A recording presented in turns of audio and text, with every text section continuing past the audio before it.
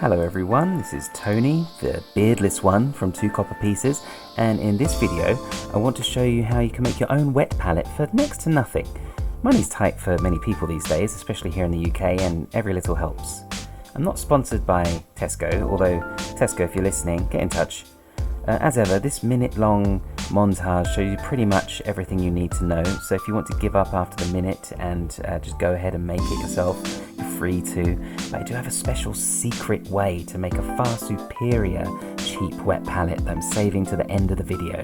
So if you want to see that, you're just going to have to sit through until the end, or I guess at least fast forward to the end. I'll talk to you again after the credits roll. See you then.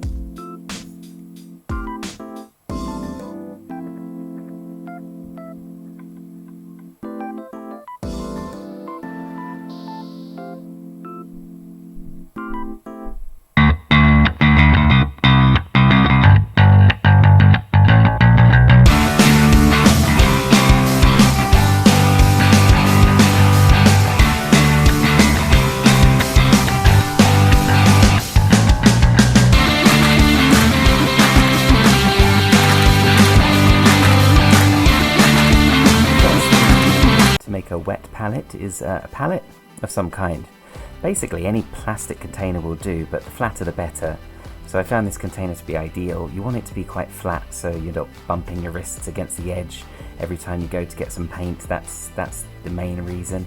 If you don't have access to something like this, I have made them with like old Chinese takeaway containers which are a bit higher rimmed, but you know, they still keep your paint wet, and that's the main purpose of them.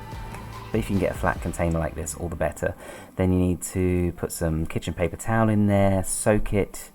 There's no particular brand. Kitchen paper towel tends to hold its structure and shape pretty well, unlike toilet or tissue paper, which sort of dissolves and disappears in the water pretty quickly. So that's why you go for that. Then you'll need some baking paper. I used the baking circles that you saw. I stole them from my wife, whom I love very much. Thank you, wife. But sheets or rolls of baking paper will do, and as you can see they need to be cut to size regardless.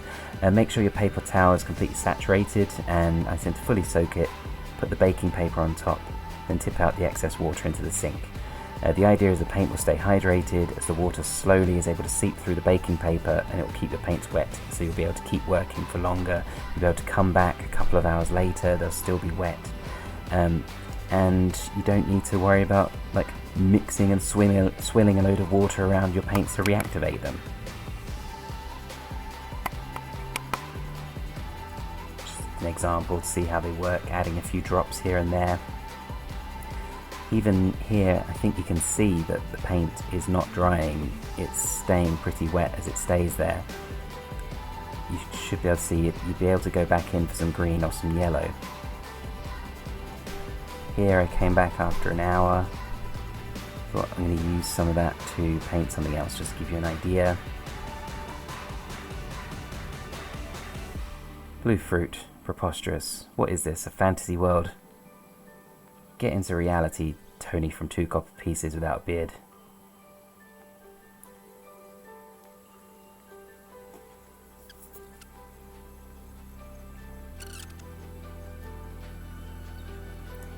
Right, so at this point I closed it up for the night, as you can see. I came back the next morning, daybreak, the glorious British sun streaming through the window on this cold winter's morn.